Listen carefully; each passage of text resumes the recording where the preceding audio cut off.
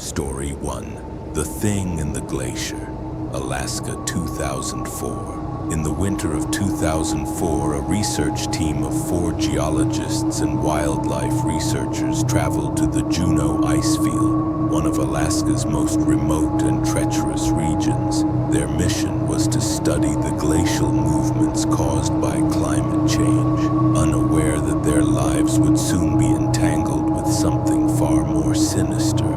The team, well versed in surviving harsh conditions, set up their camp near the edge of the ice field, their only company being the howling winds and the isolation of the frozen wilderness.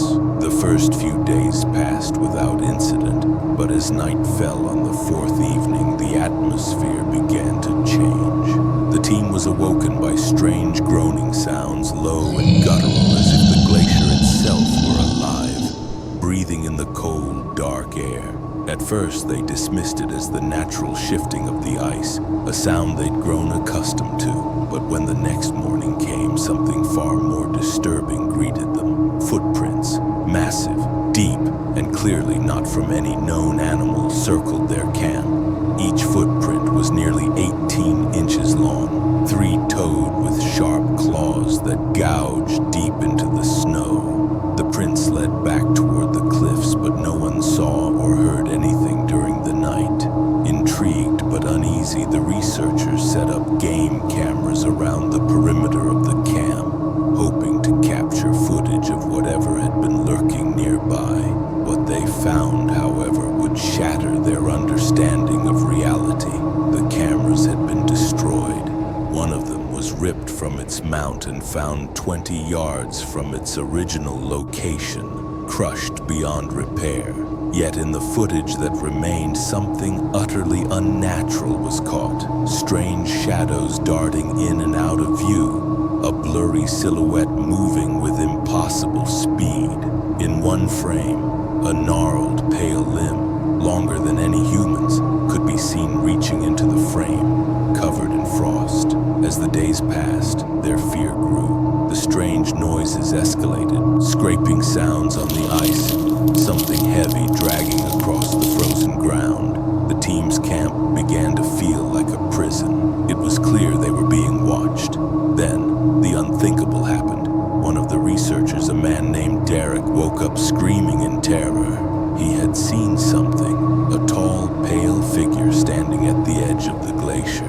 His eyes had locked with the creatures, and for a moment he swore it was watching them, silently observing through the veil of the ice-covered night. Panicked, the group decided to leave the following morning, but when they tried to start their snowmobiles, they found them sabotaged. Fuel was drained, tires slashed. They were stranded. With no way out and their provisions dwindling, they huddled together in their shelter, too terrified to venture beyond the camp. That night, the creature, or whatever it was, made its move. They heard scraping sounds and something large brushed against the outer walls of their shelter. The sounds were relentless, punctuated by guttural breathing. For hours, the group was trapped, too terrified to even speak. But then in the darkness, one of the team members, Sarah, swore she heard a voice.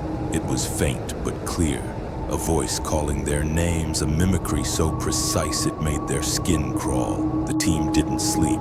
They waited, desperately hoping that morning would bring safety. When a rescue team arrived several days later, they found the group half frozen, their minds broken. They had lost all sense of time, and each of them claimed to have heard the voice, though none of them dared to speak about it in full detail. Some later confessed that the creature had mimicked human voices, calling them by name, trying to lure them out. To this day, no one has been able to explain what the team encountered on the Juneau ice field. The park rangers in the area have warned others to stay clear of the site, citing strange occurrences but refusing to give details. The incident remains one of Alaska's most chilling mysteries. Story 2. The Devil in the Gorge, Kentucky, 1997. In the fall of 1997, 5 college students from Louisville, eager for an adventure, decided to take a camping trip to the rugged, remote Red River Gorge in eastern Kentucky. Known for its deep canyons, rocky outcrops, and dense woods, the Gorge was an ideal location for a weekend getaway, far from the noise of the city and surrounded by natural beauty. Little did they know their lives were about to be forever altered by an encounter with something that defied explanation. After a full day of hiking, the group set up camp near a cliff that overlooked a deep ravine. The sun dipped below the horizon and they gathered around a campfire, joking and sharing stories. Everything felt peaceful, as it should in such a serene location. But that peace was shattered as the night deepened. Around 2 a.m., Erica, one of the students, was suddenly woken by what she described as a strange sound, rustling and scratching at the edge of the camp. She assumed it was an animal scavenging for food and nudged her friends awake. Together, they grabbed flashlights and scanned the dark woods. That's when they saw it. Standing just beyond the tree line was a figure, tall, gaunt, and unnaturally hunched. Its eyes glowed a sickly amber, reflecting the beam of their flashlights. The creature's skin was ashen and stretched tight over its bones, almost human but not quite. When the light hit it, the figure didn't flee. It didn't even move, just stood there watching them. The group, terrified, froze. The thing, as if satisfied with its observation, slowly retreated into the woods, moving with an eerie, deliberate slowness. The students tried to rationalize it as a bear, but something about the creature felt wrong. No bear would stand still watching them like that, but it didn't end there. Throughout the night, the creature returned, circling their camp, always just out of sight, but never truly gone. They could hear twigs snapping, the rustling of leaves, and strange, low whispers carried on the wind. It was as though it was toying with them, waiting for the perfect moment. As the night wore on, Erica had to step away from the camp to relieve herself, but as she ventured a few paces beyond the firelight, she was struck with a deep, primal fear.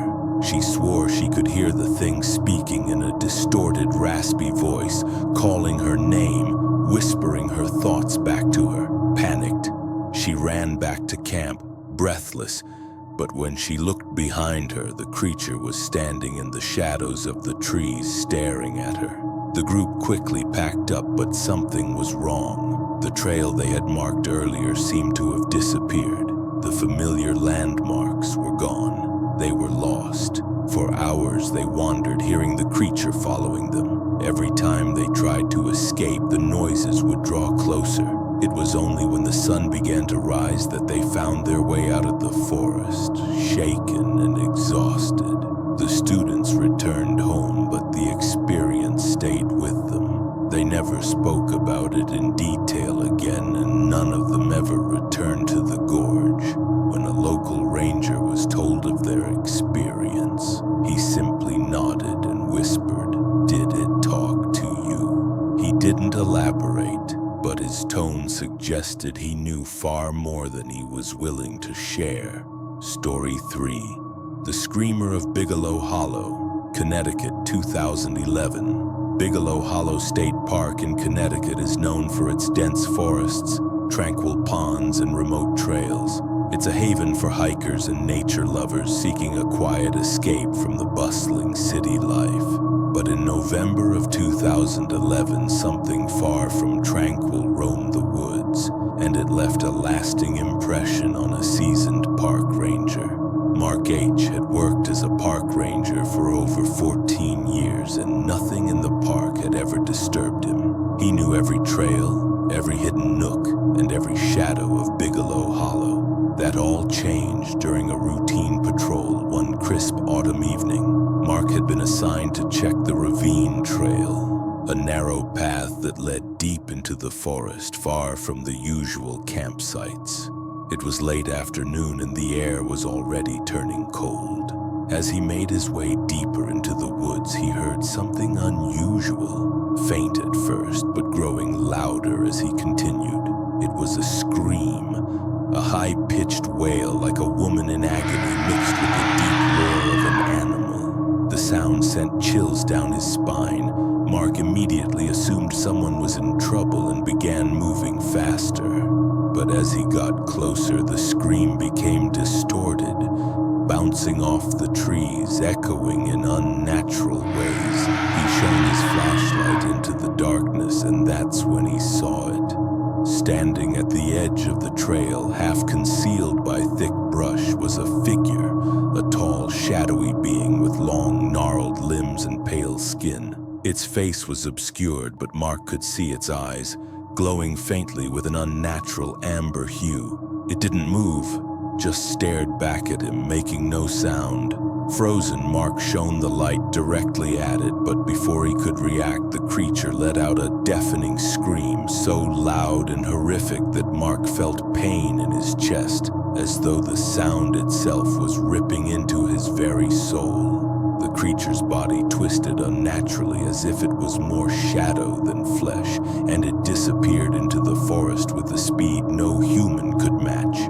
Mark ran, adrenaline coursing through his veins, but something was wrong. The woods no longer felt familiar. The trail he had taken was gone, replaced by unfamiliar trees and rock formations. He knew he had to get out, but the path was shifting around him, leading him deeper into the woods. The creature was still there somewhere just beyond his vision, following him.